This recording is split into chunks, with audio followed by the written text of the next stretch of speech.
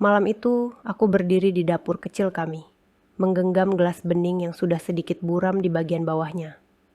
Air panas di termos tinggal sisa. Tidak cukup banyak untuk memenuhi gelas, tapi masih cukup untuk melarutkan satu bungkus kopi instan murah yang biasa kupakai menahan kantuk. Sementara aku mengaduk pelan, dari ruang tamu tercium aroma kopi mahal yang baru diseduh suamiku, wangi dan kuat, memenuhi seluruh rumah kontrakan kami yang sempit. Di depan televisi, ia duduk santai dengan cangkir keramik baru yang ia beli sendiri, tertawa kecil sambil menatap layar ponsel. Di saat itulah, di antara uap kopi instan, sisa air panas di tanganku dan kopi mahal di tangannya, aku tiba-tiba bertanya dalam hati, sejak kapan aku merasa pantas hanya meminum sisa, sementara aku yang setiap hari paling duluan bangun dan paling belakangan tidur. Sebelum aku membuka seluruh kisahnya, silakan tekan like dan subscribe agar aku bisa terus membawakan cerita seperti ini untuk kalian. Tulis juga dari daerah mana kamu menonton. Aku selalu penasaran dari mana saja kalian yang mendengar ceritaku malam ini. Namaku Lila. Usia pernikahanku belum terlalu lama, tapi juga tidak bisa dibilang baru. Cukup untuk membuat cat di dinding rumah kontrakan kami mulai menguning. Cukup untuk membuat panci di dapur mulai terkelupas di beberapa bagian. Dan cukup untuk membuatku hafal suara langkah suamiku di lantai semen ini hanya dari getarannya saja. Kami tinggal bertiga, aku, suamiku Randy, dan seorang anak laki-laki yang masih duduk di bangku sekolah dasar. Rumah ini kecil, hanya ada ruang tamu yang menyatu dengan ruang makan, satu kamar tidur, dan dapur di belakang, yang sering terasa seperti tempat aku menyembunyikan semua lelahku. Sejak sebelum menikah, hidupku tidak pernah berlebihan. Aku terbiasa menahan keinginan, memilih barang yang paling murah, dan menganggap hal-hal kecil seperti minum kopi enak sebagai sebuah kemewahan yang tidak perlu. Setelah menikah, kebiasaan itu kubawa masuk ke rumah tangga kami. Bedanya, sekarang bukan hanya aku yang ikut merasakannya, tapi juga suamiku dan anak kami. Randy bekerja di sebuah kantor kecil sebagai staf administrasi, sementara aku membantu ekonomi rumah dengan menjahit kecil-kecilan di rumah dan sesekali menerima pesanan kue. Penghasilannya sedikit, penghasilanku juga tidak seberapa, tapi selama ini aku selalu meyakinkan diriku sendiri bahwa yang penting cukup untuk makan dan bayar kontrakan. Yang menarik, di dalam rumah kecil ini, ada kebiasaan yang lama-lama kusadari lebih menyakitkan daripada sekadar kekurangan uang. Randy punya satu hobi kecil. Ia sangat suka kopi. Bukan sekadar kopi saset yang kuminum di dapur, tapi kopi yang ia lihat ulasannya di internet. Kopi yang dikirim dari kota-kota jauh, dengan kemasan tebal dan gambar-gambar elegan. Kadang ia memesan kopi yang harganya sama dengan belanja sayurku selama 2 hari. Ketika paket datang, matanya berbinar. Ia membuka bungkusnya dengan hati-hati, seperti anak kecil yang mendapatkan mainan baru. Awalnya, aku ikut senang melihatnya bahagia. Aku berkata pada diriku sendiri, biarlah. Mungkin ini satu-satunya cara dia memanjakan dirinya setelah seharian bekerja. Tapi seiring waktu, aku mulai melihat pola yang membuat dadaku terasa aneh. Setiap kali kopi mahal itu diseduh, ia akan menuangnya dalam cangkir keramik paling bagus di rumah ini, duduk di depan televisi, dan menikmati setiap tegukannya perlahan. Aku, di sisi lain, menunggu air panas sisa di termos untuk membuat kopi instan yang kubeli di warung dekat rumah, yang rasanya kadang lebih mirip air gula tipis. Bukan hanya soal kopi. Di meja makan, aku terbiasa mengambil bagian terdikit dari lauk, menambah sayur lebih banyak di piringku, supaya ikan atau ayam bisa lebih banyak di piring Randy dan anak kami. Kalau ada kue sisa dari pesanan, aku akan menyimpannya untuk mereka, sementara aku menahan diri dengan alasan tidak terlalu suka manis. Kalau ada gelas baru, piring baru, sendok lebih bagus, secara otomatis aku akan mempersilakan suamiku memakai duluan. Aku tidak pernah merasa itu masalah. Bukankah memang begitu seharusnya ibu rumah tangga memberi lebih banyak, mengambil lebih sedikit? Sampai satu malam, setelah seharian menjahit dan mengantar pesanan kue ke rumah tetangga, aku pulang dengan badan pegal dan tengkuk kaku. Air di galon sudah hampir habis. Uang belanja hari itu juga tinggal sedikit di dompet.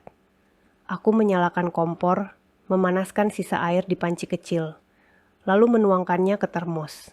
Airnya tidak penuh, tapi cukup. Aku membuka sachet kopi instan dan menuangkannya ke gelas. Saat aku mengaduk, aku mendengar suara kardus disobek dari ruang tamu. Sayang, pesanan kopiku datang lagi. Suara Randy terdengar senang. Katanya ini jenis terbaik, rasanya beda dari yang kemarin. Aku keluar sebentar dari dapur, melihatnya duduk di lantai sambil memegang kotak kopi dengan desain yang sangat mewah, jauh dari sederhana. Matanya berbinar, seperti anak kecil yang baru dapat hadiah ulang tahun. Mahal? Tanyaku pelan.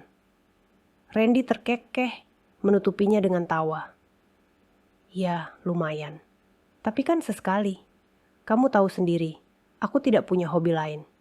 Masa kopi bagus saja tidak boleh?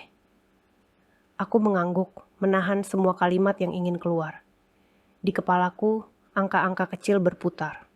Dengan harga satu bungkus kopi itu, aku bisa membeli beras, telur, dan sedikit sayur untuk beberapa hari. Tapi aku tidak mengucapkannya. Aku hanya kembali ke dapur, menyelesaikan adukan kopiku yang tadi sempat berhenti. Ketika aku membawa gelas ke meja kecil dekat kompor, aroma kopi instan murahan itu terasa tipis dan canggung di hidungku. Dari ruang tamu, aroma kopi mahal Randy menyusup masuk, wangi, pekat, dan hangat. Seperti ada dua dunia yang berdiri di dalam rumah sempit ini. Satu dunia untuk suamiku, dengan kopi mahal, cangkir bagus, dan waktu santai di depan televisi. Satu dunia lagi untukku, dengan kopi instan sisa air panas, gelas lama yang mengelupas, dan tubuh yang belum sempat benar-benar beristirahat. Selama ini, aku selalu menenangkan diri dengan kalimat, yang penting mereka bahagia. Aku pikir, kalau suamiku senang, rumah ini akan baik-baik saja. Kalau anakku kenyang, tidak apa kalau aku hanya minum air putih. Tapi malam itu, ketika aku duduk di bangku kecil dekat dapur, menyeruput pelan kopi instan yang terasa pahit, bukan hanya di lidah. Tiba-tiba muncul satu kalimat yang tidak bisa kuabaikan. Lila, kenapa kamu merasa hanya pantas mendapatkan sisa? Aku menghela napas panjang, menatap gelas di tanganku lama-lama. Gelas itu memang masih utuh, tapi sudah kusam. Sama seperti caraku memperlakukan diriku sendiri. Tidak rusak, tapi juga tidak benar-benar dijaga. Untuk pertama kalinya, aku mulai melihat bahwa kopi di tanganku bukan hanya minuman murah, tapi cermin kecil dari bagaimana selama ini aku menilai diriku sendiri di dalam rumah ini. Pagi berikutnya, semuanya berjalan seperti biasa, seolah malam kopi itu tidak terjadi apa-apa. Aku bangun paling pagi, seperti biasa. Air di termos sudah dingin, jadi aku memanaskan lagi sedikit air di panci kecil. Randy masih tertidur, sementara Raka, anak kami, meringkuk di sampingnya dengan kaki yang keluar dari selimut. Aku menyiapkan sarapan sederhana, nasi hangat, telur dadar tipis, dan sambal kecap yang kubuat buru-buru. Saat kami bertiga duduk di lantai ruang tamu yang merangkap ruang makan, kebiasaan lamaku muncul lagi tanpa perlu disuruh. Aku mengambilkan nasi untuk Randy dengan porsi paling banyak, meletakkan telur yang bagian tengahnya lebih tebal di piringnya. Untuk Raka, aku potong sedikit bagian pinggir telur yang masih cukup tebal. Di piringku sendiri, aku ambil sisa ujung yang paling tipis, menambahkan banyak sambal dan sayur sisa agar terlihat lebih penuh. Telurnya sedikit banget buat ibu, komentar Raka polos sambil mengunyah. Aku tersenyum, mencoba ringan. Ibu lagi tidak terlalu lapar, nak. Lagi pengen lebih banyak sambal sama sayur, jawabku. Padahal perutku dari tadi berkerucuk pelan, menuntut hak yang sama. Randy tidak banyak bicara. Ia makan sambil sesekali membuka ponsel, melihat sesuatu di layar, dan tersenyum kecil. Sesekali ia menyeruput kopi mahalnya yang ia buat lagi pagi ini, Kali ini dengan air panas yang cukup, bukan sisa seperti punyaku semalam. Aku memperhatikan cara ia memegang cangkir keramik itu. Hati-hati, seolah itu benda berharga. Sementara aku, bahkan untuk membuatkan kopi enak untuk diriku sendiri, tidak pernah benar-benar terpikir. Setelah mereka selesai makan dan berangkat, rumah menjadi sepi. Hanya suara kipas angin tua di sudut ruang tamu yang terdengar, berdengung pelan. Aku duduk sebentar di lantai, memandang meja yang baru saja kami pakai. Di sana, masih ada noda kopi yang menetes dari cangkir Randy, meninggalkan lingkaran kecil kecoklatan. Di dapur, gelasku tadi malam sudah kucuci dan kutaruh di rak, siap dipakai lagi untuk entah berapa kali kopi instan berikutnya. Hari itu, aku harus menyelesaikan beberapa jahitan baju, pesanan tetangga. Kain menumpuk di meja kecil dekat jendela, dan mesin jahit tua milik almarhum ibuku menunggu untuk dinyalakan. Saat kakiku menginjak pedal dan jarum mulai bergerak, pikiranku entah kenapa kembali ke adegan malam tadi. Bedanya kopi, bedanya cangkir, bedanya cara kami memperlakukan diri masing-masing. Menjelang siang, aku berhenti sebentar untuk istirahat. Aku membuat teh manis hangat dari sisa gula pasir di toples. Saat aku hendak duduk, terdengar suara ketukan di pintu.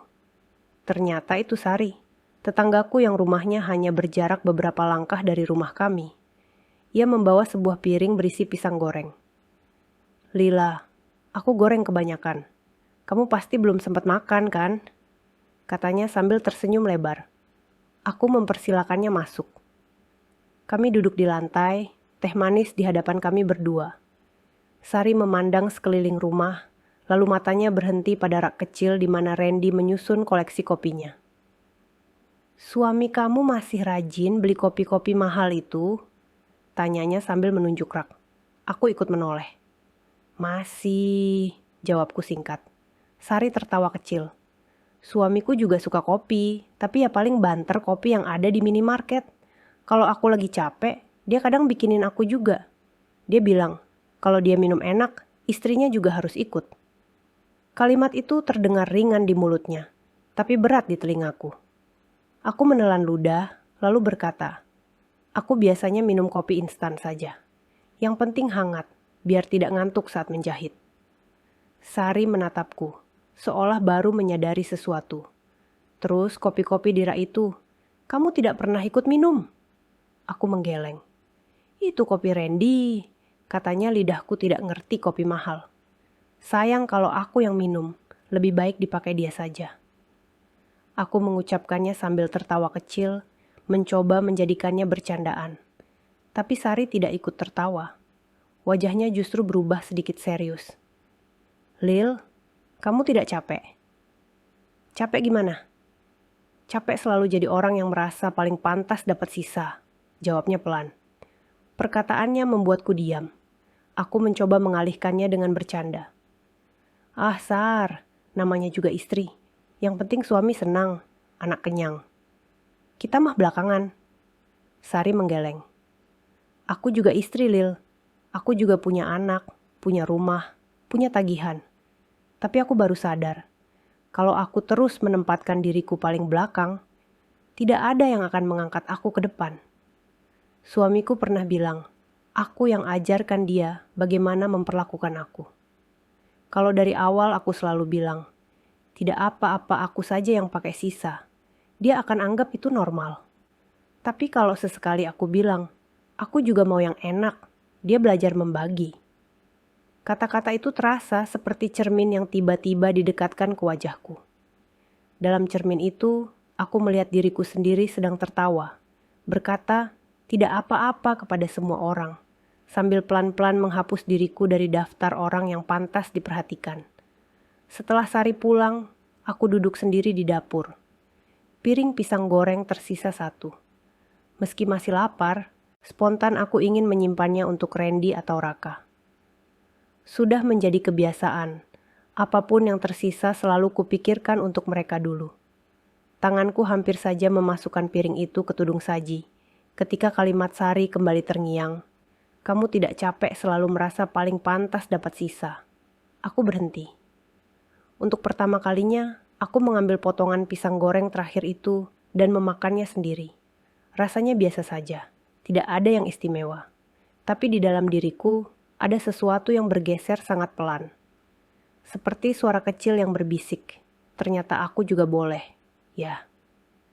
Hari-hari berikutnya, aku mulai memperhatikan hal-hal kecil yang selama ini kulakukan tanpa berpikir.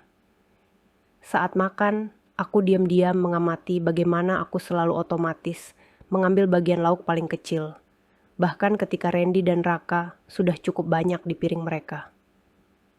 Saat mencuci gelas, aku sadar bahwa gelas yang paling buram dan retak halus hampir selalu berakhir di rak paling bawah, tempat aku biasa mengambil. Saat berbelanja di warung, aku memilih sabun cuci piring paling murah. Tapi aku tidak pernah lupa membeli rokok yang disukai Randy kalau uangku cukup. Semua itu dulu kususun sebagai bukti bahwa aku adalah istri yang baik. Tapi sekarang, setiap kali melakukannya, aku bertanya pelan pada diriku sendiri. Lila, kamu benar-benar ikhlas? Atau kamu hanya terbiasa menganggap dirimu yang paling tidak penting? Pertanyaan itu belum punya jawaban. Yang ku tahu, semakin sering aku melihat, semakin sulit untuk pura-pura tidak tahu. Dan semua itu berawal dari satu malam, ketika aku minum kopi instan sisa air panas, sementara suamiku menikmati kopi mahal di ruang tamu. Seolah sepasang tangan di rumah ini tidak pantas menggenggam cangkir yang sama. Suatu malam, beberapa hari setelah percakapan dengan Sari, suasana rumah kami tampak seperti biasa. Raka mengerjakan PR di lantai ruang tamu. Pensil dan penghapus berserakan di sekelilingnya. Televisi menyala pelan, menayangkan acara yang tidak benar-benar kami perhatikan. Aku baru saja selesai mencuci piring, tangan masih sedikit keriput karena air sabun. Randy pulang sedikit lebih malam dari biasanya. Begitu masuk rumah, ia langsung menuju rak kecil tempat ia menyimpan kopi-kopinya. Aku melihat dari dapur ketika ia mengambil salah satu bungkus kopi mahal, membaca tulisannya sekilas, lalu tersenyum puas. Hari ini aku sudah lelah sekali. Dari pagi menjahit, siang mengantar pesanan, sore masih harus mengurus rumah. Di jam-jam seperti ini, secangkir minuman hangat rasanya seperti hadiah kecil untuk diri sendiri. Aku menatap termos di meja, lalu menoleh ke arah Randy yang sedang menimbang-nimbang takaran kopi untuk dirinya. Raka memperhatikan ayahnya. Dengan mata yang selalu penasaran, ia bertanya, "Ayah, itu kopi yang mahal itu lagi ya?" Randy tertawa kecil. "Iya dong, ini kopi yang kemarin ayah ceritakan, yang rasanya beda dari kopi warung." Aku berjalan pelan ke arah mereka, sambil membawa gelasku yang sudah terisi setengah dengan air panas dan kopi instan murahan. Aku duduk di ujung karpet. Tidak terlalu dekat, tapi cukup untuk ikut mencium aroma kopi mahal yang mulai memenuhi ruangan. Raka menoleh ke arahku, lalu menatap gelasku. "Ibu, kopi ibu, kok beda sama kopi ayah?" Ya pertanyaannya polos, tidak ada tuduhan. Tapi di telingaku, kata-kata itu seperti mengetuk pintu yang selama ini sengaja kututup rapat. Aku tersenyum pelan. "Kopi ibu kopi yang biasa saja, Nak. Yang penting hangat Raka belum puas. Kenapa ibu tidak minum kopi yang enak juga? Sesekali kan boleh." Aku membuka mulut, hampir saja mengatakan kalimat yang dulu selalu kupakai. "Tidak apa-apa, ibu tidak terlalu suka kopi mahal." Tapi malam itu, kata-kata itu seperti macet di tenggorokanku. Aku memandang gelas di tanganku, lalu memandang cangkir keramik Randy, yang tampak jauh lebih pantas disebut istimewa. Randy ikut menyahut, suaranya ringan. "Ibu kan lidahnya beda, Kak. Buat ibu, kopi apa saja sama saja. Sayang kalau kopi mahal diminum orang yang tidak mengerti." Aku terdiam. Bukan pertama kalinya ia mengucapkan hal seperti itu, tapi malam ini rasanya beda. Ada bagian di dalam diriku yang tersinggung, bukan karena rasa kopinya, tapi karena cara ia seolah-olah tahu persis batas, apa yang pantas dan tidak pantas untukku. Raka menatapku dengan mata besar-besarnya. "Ibu benar-benar tidak suka kopi enak." Aku menarik napas pelan. Ibu belum pernah benar-benar mencicipi. Nak, jawabku spontan. Raka mengerutkan kening. Jadi ibu belum coba, tapi sudah yakin tidak suka. Pertanyaan itu tajam, walau disampaikan dengan polos. Seperti cermin lain yang dipegangi anak kecil, dipantulkan tepat ke wajahku tanpa filter. Aku tidak bisa menjawab. Randy mengalihkan perhatian, mencoba bercanda. Sudah, jangan dibahas. Nanti ibu jadi pengen kopi mahal juga. Ayah tekor ia tertawa, tapi tidak ada yang ikut tertawa. Aku memandangnya, menahan banyak hal yang ingin sekali aku keluarkan. Selama ini, aku diam karena tidak ingin merusak suasana. Tapi malam itu, suasana di dalam diriku sendiri sudah terlanjur rusak. Pelan-pelan, aku berkata, Man, aku mau tanya sesuatu. Randy menoleh, masih memegang cangkirnya. Tanya apa? Aku menatap cangkir keramik di tangannya, lalu gelas buram di tanganku. Selama ini, setiap kali kamu beli kopi mahal, kamu pernah kepikiran tidak untuk bilang, Lil, kita minum bareng, kamu coba juga sedikit. Bukan karena aku ingin kopinya, tapi karena aku ingin merasa dianggap pantas menikmati sesuatu yang enak juga. Randy menghela napas, tampak jengah. Lila, ini cuma kopi. Jangan dibesar-besarkan. Kamu kan tahu, aku suka kopi. Ini hobiku. Kamu sudah punya hobimu sendiri, jahit-jahit, bikin kue. Biar ini bagian kecil di hidupku yang bisa aku nikmati sendiri. Aku mengangguk pelan. Iya, ini memang cuma kopi. Tapi dari kopi, aku jadi melihat banyak hal lain. Di meja makan, aku selalu ambil lauk paling sedikit. Saat ada satu kue sisa, aku selalu bilang anak, dan kamu saja yang makan. Saat ada uang lebih, aku lebih dulu memikirkan rokokmu daripada sabun yang lebih wangi untukku. Lama-lama aku merasa, di rumah ini semua yang enak seperti punya daftar nama yang jelas. Dan namaku jarang ada di situ, suasana mendadak sunyi. Raka memandang kami bergantian, tidak sepenuhnya paham, tapi mengerti bahwa orang tuanya sedang membicarakan sesuatu yang serius. Randy mengangkat bahu, berusaha tetap santai. Kamu sendiri yang dari dulu selalu bilang, tidak apa-apa Lil. Kamu yang bilang kamu tidak butuh macam-macam. Jadi sekarang, kenapa malah menyalahkanku? Kalimat itu menancap telak. Aku menunduk sebentar, lalu mengangkat wajahku lagi. Mungkin kamu benar. Aku yang mengajarkanmu memperlakukanku seperti ini. Aku yang selalu mengambil sisa, yang selalu bilang aku tidak apa-apa. Tapi malam ini aku sadar, kalau aku terus begitu, aku yang akan habis duluan. Dan kalau aku habis, rumah ini siapa yang jaga? Randy menatapku beberapa detik, lalu menghela napas kasar. Ya sudah, kalau kamu mau kopi mahal juga, bilang saja. Tidak usah pakai acara curhat segala begini. Aku tinggal pesan lagi, beli lagi, selesai aku menggeleng. Yang aku mau bukan kopi mahal, Man. Yang aku mau adalah kamu melihat aku sebagai seseorang yang juga pantas diutamakan sesekali.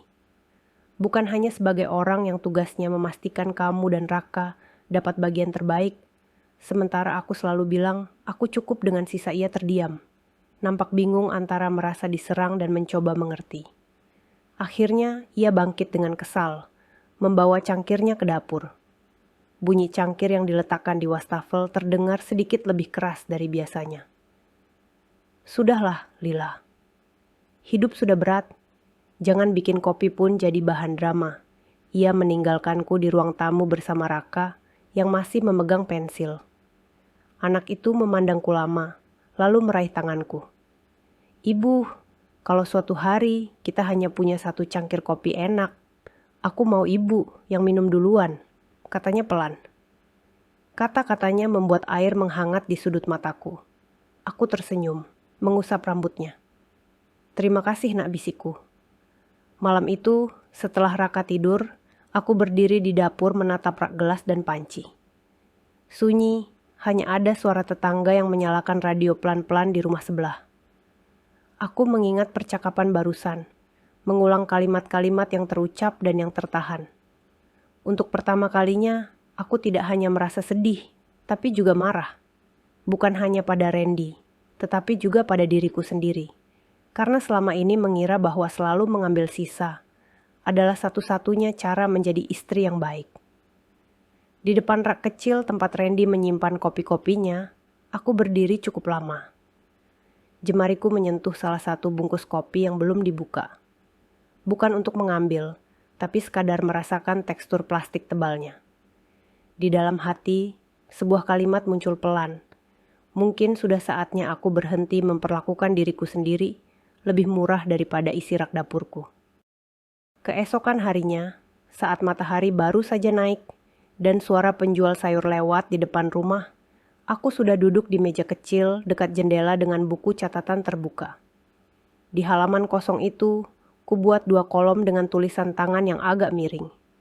Di satu sisi, ku tulis hal-hal yang selama ini kuberikan untuk rumah dan keluarga. Di sisi lain, ku tulis hal-hal yang selama ini kuberikan untuk diriku sendiri. Kolom pertama cepat sekali terisi. Bangun paling pagi, tidur paling malam. Menjahit sampai punggung pegal. Menahan keinginan beli baju baru supaya bisa bayar listrik.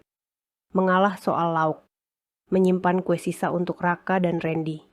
Menabung di kotak kecil untuk jaga-jaga kalau tiba-tiba ada yang sakit. Belum sampai 5 menit, deretan kalimat itu sudah memenuhi setengah halaman. Kolom kedua membuat tanganku melambat. Apa yang kuberikan untuk diriku sendiri? Aku berpikir keras. Sesekali, aku membeli jepit rambut murah di warung. Kadang, kalau ada uang lebih, aku membeli sabun mandi yang sedikit lebih wangi. Itu pun seringkali kujadikan sabun yang dipakai bersama, bukan hanya untukku. Lama aku menatap kertas itu, merasa ada yang miris. Ternyata, di tengah semua yang kulakukan, diriku sendiri hanya muncul sebagai catatan kecil di pinggir. Aku menutup buku itu perlahan. Dadaku terasa berat. Bukan karena mendadak ingin dimanjakan berlebihan, tetapi karena menyadari betapa lama aku hidup dengan keyakinan bahwa memberi semuanya kepada orang lain adalah satu-satunya cara untuk merasa berharga. Seolah-olah, kalau aku mulai memberi sesuatu pada diriku sendiri, aku akan berubah menjadi perempuan egois. Padahal, kalau kupikir-pikir lagi, tidak ada seorang pun di rumah ini yang benar bertanya apa yang kubutuhkan. Siang itu, Sari datang lagi, kali ini untuk mengambil baju yang sudah kujahit. Ia mencoba baju itu di depan cermin kecil di ruang tamuku, tersenyum puas. Cocok sekali, Lil. Kamu memang tanganmu enak, jahitanmu rapi. Aku ikut tersenyum. Setelah selesai, kami duduk sebentar di dapur sambil minum teh. Di hadapan kami ada piring kecil berisi kerupuk yang kubeli di warung. Sari melirik rak kopi Randy lagi, lalu melihat ekspresiku. Kamu masih kepikiran soal kopi itu? Ia tanyanya pelan. Aku menghela napas. Entahlah, Sar. Dulu aku pikir aku ini sudah cukup bersyukur dengan hidupku. Tapi semakin kesini, aku merasa seolah-olah aku bersyukur hanya dengan cara membenarkan kalau aku pantas dapat yang paling murah. Sari menatapku lama, lalu berkata, Lila, waktu aku kecil, ibuku selalu makan sisa. Lauk yang paling gosong, nasi yang mulai keras. Beliau selalu bilang, yang penting anak-anaknya kenyang. Tapi setelah aku dewasa, aku lihat wajahnya cepat sekali menua. Badannya sering sakit. Aku baru sadar, selama ini kami menikmati bagian terbaik dari perempuan yang tidak pernah merasa dirinya pantas mendapatkan hal yang sama. Dan jujur saja, sampai sekarang aku masih membawa penyesalan itu.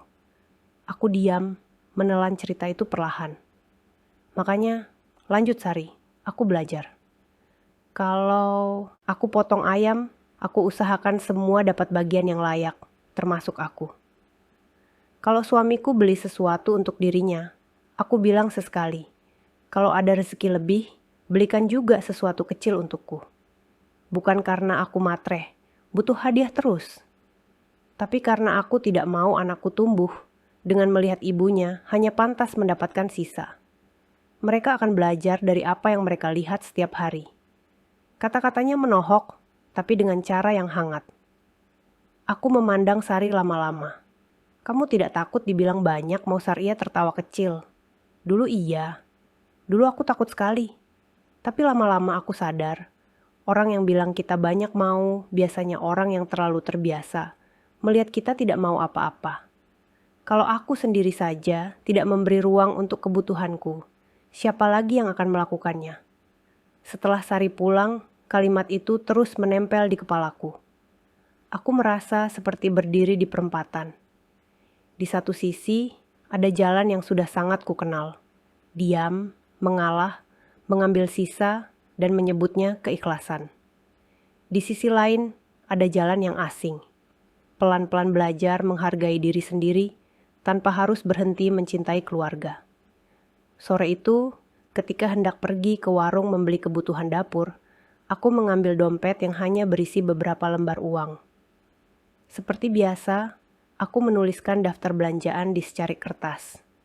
Beras sedikit, minyak, telur, sayuran.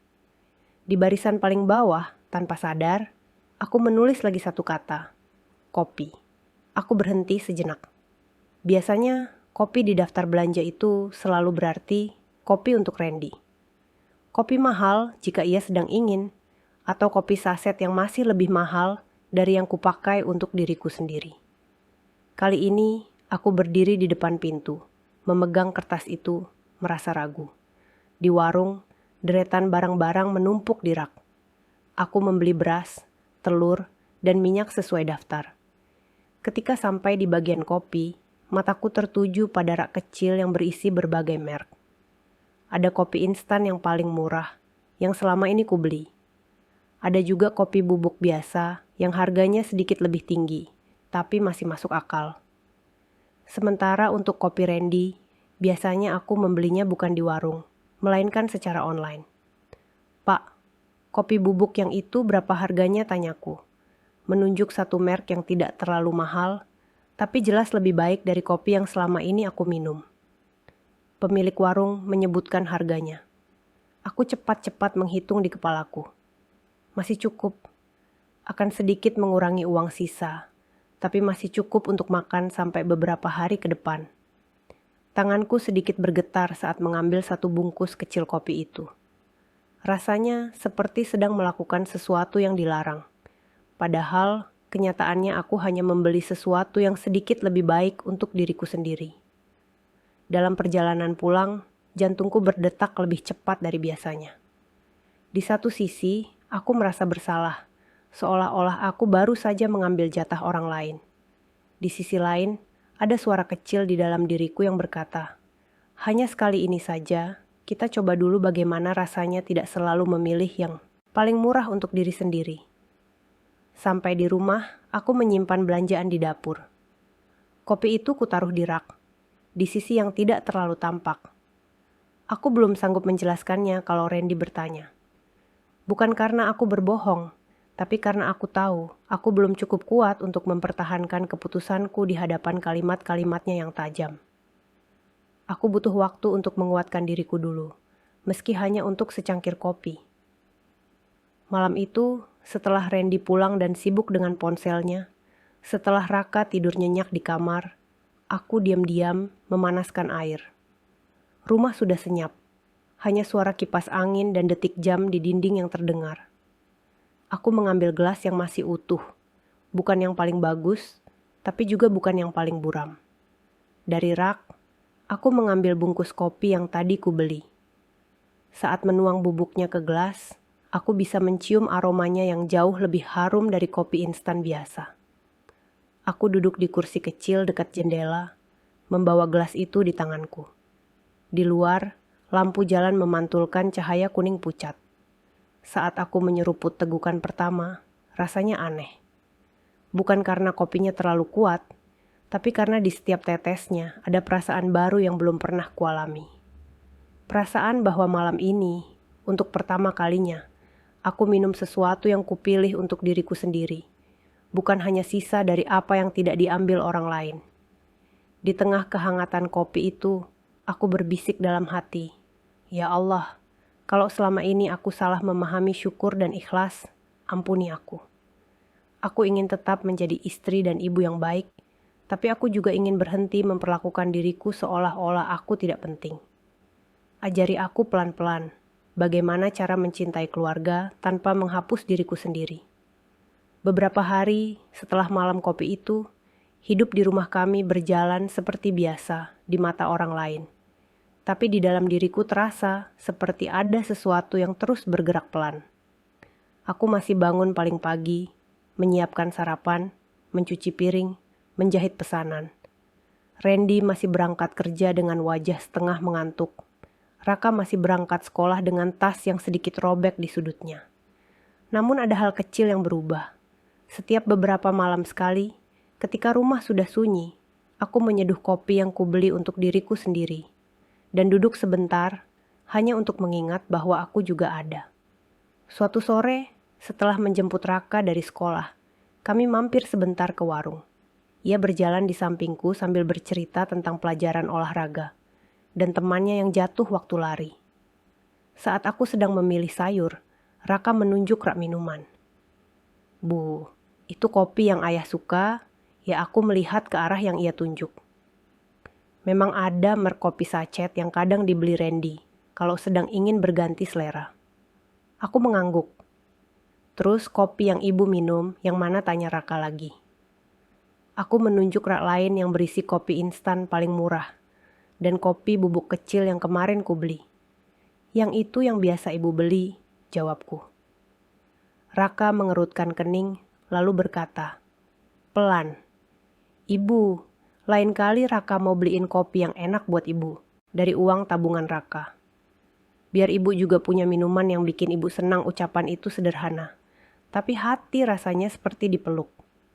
Aku mengusap kepalanya. Tabungan Raka dipakai saja buat hal yang Raka mau, Nak. Tugas ibu jaga diri ibu sendiri. Kalau ibu selalu menghapus diri, nanti siapa yang jaga kamu? Ia menatapku bingung, mungkin belum sepenuhnya mengerti. Tapi aku merasa perlu mengatakannya, supaya setidaknya sekali saja, dalam hidupnya ia mendengar ibunya mengakui bahwa dirinya juga penting. Malam itu ada pengajian di musyalah dekat rumah. Aku hampir tidak jadi berangkat karena badan rasanya lelah. Tetapi ada sesuatu yang mendorongku untuk pergi. Di musyalah, beberapa ibu sudah duduk melingkar, mukena putih, mereka mengisi ruangan sederhana itu. Ustazah yang mengisi kajian hari itu membahas tentang memberi dan menjaga diri. Beliau berkata, seringkali kita sebagai perempuan diajarkan untuk memberi tanpa henti. Kita merasa baru menjadi istri dan ibu yang baik kalau kita selalu mengalah, dan selalu mengalah. Padahal kalau kita perhatikan, Rasul pun mengajarkan keseimbangan. Memberi iya, tapi menjaga amanah diri juga iya. Aku duduk di barisan tengah, merasa setiap kata yang diucapkannya seperti menepuk pundakku pelan-pelan.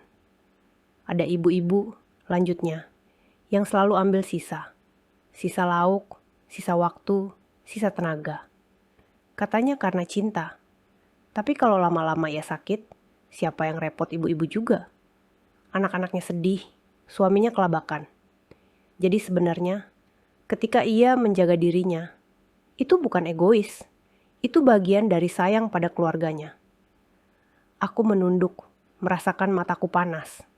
Dalam benakku muncul gambaran piring makan di rumah, gelas buram di rak, dan kopi instan sisa air panas di tanganku.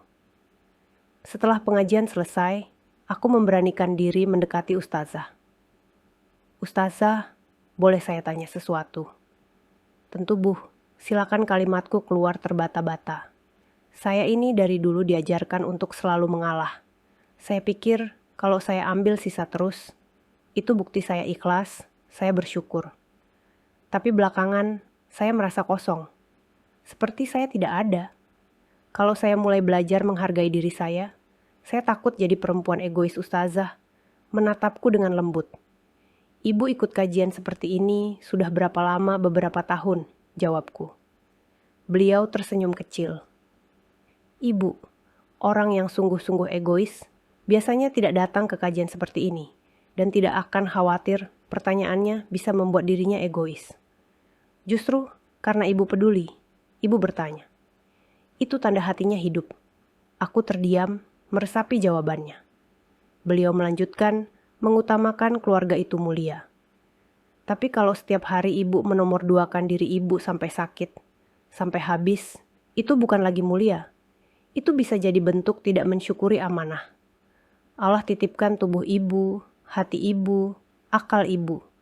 Kalau ibu sendiri tidak menghargai, ibu mengajarkan orang-orang di sekeliling bahwa ibu boleh diperlakukan sesuka hati. Kata-katanya menembus pertahananku. Air mataku menetes, kali ini tanpa berusaha kutahan. Lalu, apa saya harus mulai menolak semua? Ustazah, tidak, jawabnya lembut. Mulailah dari hal-hal kecil. Kalau selama ini ibu selalu bilang tidak apa-apa, ketika suami mengambil semua yang enak, mungkin sesekali ibu boleh bilang, aku juga mau. Kalau selama ini ibu selalu pakai sisa, sesekali ibu boleh ambil yang utuh. Bukan untuk menyaingi siapa-siapa, tapi untuk mengingatkan diri sendiri bahwa ibu juga hamba Allah yang berhak dijaga. Pelan-pelan saja. Aku pulang dari musyalah malam itu dengan langkah yang berbeda. Rasanya seperti membawa pulang izin yang selama ini tidak pernah kuberi pada diriku sendiri. Izin untuk tidak selalu menjadi orang terakhir. Di rumah, Randy sudah berada di ruang tamu, menonton televisi. Ia menoleh sebentar ketika aku membuka pintu. Sudah pulang sudah, jawabku pelan. Aku masuk ke dapur, menggantung mukena, lalu menatap rak kecil tempat kopi-kopinya disusun. Kopi bubuk yang kubeli untuk diriku sendiri masih ada di sana. Malam itu, aku tidak menyeduhnya. Bukan karena aku tidak ingin, tapi karena aku sedang menyeduh sesuatu yang lain di dalam diriku. Keberanian untuk bicara. Beberapa hari kemudian, kesempatan itu datang dengan sendirinya.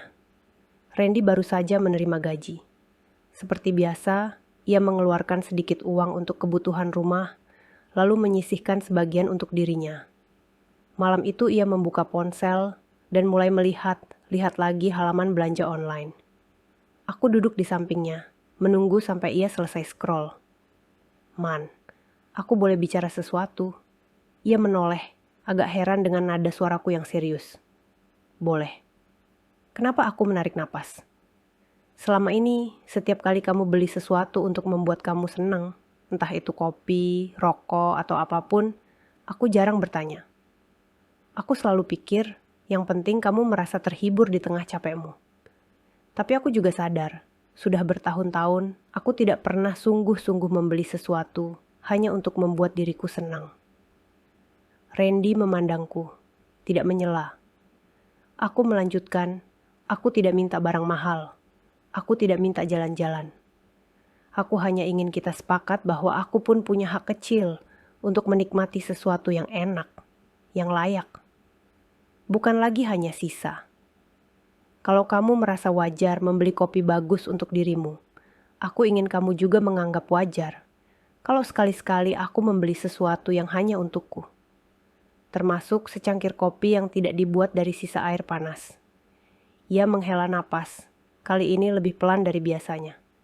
Kamu masih soal kopi itu. Aku tersenyum samar. Sebenarnya bukan soal kopi. Kopi itu cuma contoh paling gampang. Soal bagaimana aku memperlakukan diriku dan bagaimana kamu memperlakukanku. Selama ini, aku yang salah karena aku mengajarkanmu bahwa aku baik-baik saja dengan sisa. Sekarang aku ingin mengajarkan hal baru, bahwa aku juga pantas merasakan cukup Randy terdiam lama. Aku bisa melihat ia sedang berperang dengan pikirannya sendiri, antara kebiasaan lama dan sesuatu yang baru yang tidak nyaman untuknya. Suasana hening, tapi tidak setegang sebelumnya. Akhirnya, ia berkata, pelan, kalau aku tanya, kamu sebenarnya mau apa? Pertanyaan itu membuatku sedikit gugup, tapi aku sudah memikirkannya. Aku mau kita bikin sedikit ruang di keuangan kita. Bukan hanya untuk hobi kamu, tapi juga untuk hal kecil yang membuatku merasa dihargai. Mungkin sabun mandi yang sedikit lebih wangi, atau kopi yang tidak paling murah, atau kerudung baru setahun sekali. Bukan setiap hari, bukan setiap minggu. Hanya supaya aku tidak lagi merasa bahwa satu-satunya hal yang pantas Untukku adalah bagian paling bawah di rak dapur. Ia menggigit bibir, lalu mengangguk pelan. Baik, kita coba. Jawabannya belum tentu sempurna, belum tentu langsung konsisten. Tapi bagiku, itu seperti membuka jendela kecil di ruangan yang pengap. Udara baru bisa masuk, meski perlahan. Untuk pertama kalinya, aku merasa bukan hanya sedang meminta, tapi sedang mengajarkan orang yang paling dekat denganku cara memperlakukanku dengan lebih layak. Beberapa bulan setelah percakapan itu, rumah kami masih sama. Cat dinding tetap mengelupas di beberapa sudut. Genteng masih bocor sedikit kalau hujan deras. Dan dapur sempit itu tetap menjadi tempat paling sering kusinggahi. Namun ada hal-hal kecil yang berubah. Begitu kecil sampai mungkin orang lain tidak akan menyadarinya kalau hanya berkunjung sebentar. Perbedaannya bukan pada rumahnya, tapi pada caraku menempati rumah itu, terutama caraku menempati diriku sendiri. Pagi-pagi, saat menyiapkan sarapan, aku masih membagi lauk untuk Randy dan Raka terlebih dahulu. Tapi ketika tinggal satu potong ayam tersisa, aku tidak lagi otomatis berkata, ambil saja untuk kalian. Kadang, aku membaginya 3 sama rata. Kadang, ketika aku sangat lelah dan butuh tenaga, aku mengambil bagian yang sedikit lebih besar untuk diriku sendiri, tanpa tergesa memberi alasan. Anehnya, dunia tidak runtuh. Rumah tidak tiba-tiba meledak, dan tidak ada yang marah sampai membentak. Randy hanya melirik sebentar, mungkin kaget, lalu meneruskan makannya. Suatu malam, Randy pulang membawa sebuah kantong plastik kecil. Ia meletakkannya di meja makan, lalu memanggilku yang sedang di dapur. Lil, sini sebentar. Aku mengelap tangan dan berjalan mendekat. Ada apa? Ia mengeluarkan 2 bungkus kopi dari kantong itu. Satu merek kopi mahal yang biasa ia minum. Satu lagi kopi bubuk yang tidak semahal punyanya. Tapi jelas jauh lebih baik dari kopi instan murahan, yang dulu selalu kubeli untuk diriku sendiri. Ini, katanya canggung, yang ini buat aku. Yang ini buat kamu. Biar kalau malam-malam kamu capek, kamu bisa minum kopi yang layak juga. Bukan cuma sisa air panas. Aku menatapnya, antara heran dan haru. Kamu sendiri yang ingat beli ia mengangguk, terlihat kikuk. Iya, waktu aku lihat rak kopi di toko, aku keinget kata-katamu. Selama ini aku terlalu gampang membelikan hal-hal kecil untuk diriku sendiri, tapi susah membayangkan hal kecil yang bikin kamu senang. Mungkin aku tidak bisa langsung berubah banyak, tapi aku bisa mulai dari sini dadaku terasa hangat. Bukan karena kopinya, tapi karena niat di baliknya. Aku tersenyum pelan. Terima kasih, Man. Raka yang dari tadi memperhatikan kami mendekat, matanya berbinar. Berarti sekarang ibu punya kopi enak juga, Ayah. Jadi tidak pelit Randy, tertawa kecil, menepuk kepala anak kami. Ayah dari dulu bukan pelit, cuma lambat belajar. Aku ikut tertawa, meski di dalam hati aku tahu, di balik kalimat bercanda itu ada pengakuan yang tidak diucapkan dengan kata-kata. Bahwa selama ini ia memang terbiasa melihatku sebagai orang yang akan selalu baik saja, meski hanya mendapat sisa. Sejak saat itu, ada kebiasaan kecil baru di rumah kami. Kadang, di akhir pekan, kami bertiga duduk di ruang tamu dengan minuman masing-masing. Randy dengan kopi kesukaannya, aku dengan kopi bebasku yang baru, dan Raka dengan susu hangat. Kami mengobrol tentang hal-hal yang ringan, tugas sekolah, cerita kantor, gosip kecil dari tetangga. Tidak selalu hangat, kadang masih ada nada dingin menyelinap ketika kami berbeda pendapat. Tapi di sela-sela semuanya, aku merasa lebih hadir sebagai manusia seutuhnya, bukan hanya sebagai tangan yang menyajikan. Perubahan terbesar sebenarnya terjadi di tempat yang tidak bisa dilihat orang lain, di dalam cara aku berbicara pada diriku sendiri. Dulu, setiap kali aku ingin sesuatu, bahkan hanya sandal baru atau bantal yang lebih empuk, aku langsung berkata dalam hati, tidak usah, yang penting mereka dulu. Sekarang, ketika keinginan kecil itu datang, aku belajar untuk tidak langsung mematikan. Aku bertanya, apakah ini benar-benar berlebihan? Atau ini hanya cara sederhana untuk menghargai tubuh yang setiap hari ikut menanggung lelah? Suatu sore, saat aku mencuci piring, Raka berdiri di sampingku sambil memegang gelas. "Bu, aku boleh tanya sesuatu boleh?" "Tanya apa dulu?" Ibu sering bilang, "Yang penting ayah bahagia, yang penting Raka bahagia."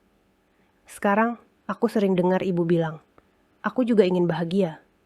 Itu artinya apa aku terdiam sejenak? Pertanyaan itu datang dari mulut kecil yang sejak lama mengamatiku. Aku membilas tanganku, mengeringkannya, lalu berjongkok agar sejajar dengan matanya. "Itu artinya begini, Nak. Dulu ibu pikir menjadi ibu yang baik berarti menghapus semua keinginan ibu sendiri.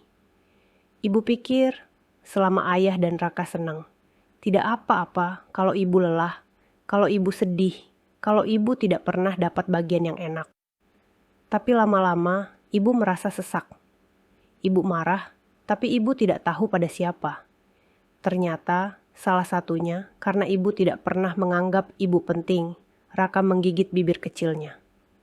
"Terus sekarang ibu belajar. Kalau ibu memperlakukan diri ibu seperti barang paling murah di rumah, kalian juga akan menganggap begitu tanpa sadar. Kalau ibu selalu ambil sisa, kalian akan tumbuh dengan pikiran bahwa ibu memang selamanya hanya pantas dapat sisa. Ibu tidak mau seperti itu. Ibu mau kamu lihat bahwa ibu juga manusia yang perlu dijaga, supaya kamu nanti belajar menjaga perempuan-perempuan di sekitarmu dengan lebih baik." Anak itu mengangguk, mungkin belum mengerti seluruhnya, tapi cukup untuk membuatnya memelukku erat. Ibu sekarang kelihatan lebih sering senyum. "Aku suka," katanya lirih. Malam-malam ketika rumah sudah tenang, aku sering duduk sendiri dengan secangkir kopi. Tidak selalu kopi mahal, kadang hanya teh manis atau air hangat. Tapi di setiap tegukan, aku mengingat malam ketika aku minum kopi instan dari sisa air panas. Melihat suamiku menikmati kopi mahal di ruang tamu. Dan di sanalah pertama kali aku bertanya, sebenarnya di dalam rumah ini, nilainya yang paling rendah siapa? Sekarang, jika aku mengingat malam itu, aku tidak lagi hanya merasa sakit. Aku juga merasa bersyukur, karena dari rasa sesak dan perih di dadaku, aku akhirnya berani melihat ke dalam dan mengakui bahwa selama ini akulah orang pertama yang menaruh namaku paling bawah di daftar. Randy memang sering tidak peka, tapi aku yang membiarkan ketidakpekaan itu tumbuh tanpa pernah diluruskan. Untukmu yang mendengarkan ceritaku malam ini, mungkin sambil memegang gelas plastik di dapur, sambil mencuci piring, atau duduk di lantai kamar yang sempit, aku ingin berbisik pelan. Perempuan sering sekali diajarkan bahwa menjadi baik artinya selalu mengalah, selalu mengambil sisa, selalu menunda dirinya sendiri. Kita bangga ketika bisa menahan lapar demi anak, menahan keinginan demi suami, menahan tangis demi rumah yang terlihat baik-baik saja. Tapi jangan lupa, kamu juga manusia. Tubuhmu bukan mesin yang hanya perlu diisi sisa. Hatimu bukan gudang yang bisa menampung semua kecewa tanpa pernah dibereskan. Nilaimu tidak ditentukan oleh seberapa banyak kamu menghapus dirimu sendiri. Membeli kopi sedikit lebih enak untuk dirimu, mengambil potongan lauk yang layak, memakai gelas yang tidak retak, memotong rambut, dan membeli penjepit yang kamu suka. Itu bukan dosa. Itu bukan bukti kamu egois. Justru seringkali itu langkah kecil untuk menjaga amanah yang Allah titipkan, yaitu dirimu. Karena kalau kamu jatuh sakit, kalau kamu habis tanpa sisa, orang-orang yang kamu jaga akan kehilangan seseorang yang paling mereka butuhkan. Kalau malam ini kamu sedang merasa hanya pantas mendapatkan sisa, aku ingin kamu tahu, kamu berharga. Nilaimu tidak ditentukan oleh seberapa keras kamu menyiksa diri demi orang lain. Kamu boleh tetap mencintai keluargamu sepenuh hati, sambil pelan-pelan belajar mencintai dirimu sendiri. Seperti aku yang akhirnya berani berkata, aku juga ingin minum kopi yang tidak dibuat dari sisa air panas. Pelan-pelan saja, Bu. Tidak perlu langsung berubah besar. Mungkin besok kamu hanya mulai dengan mengambil lauk sedikit lebih banyak untuk dirimu.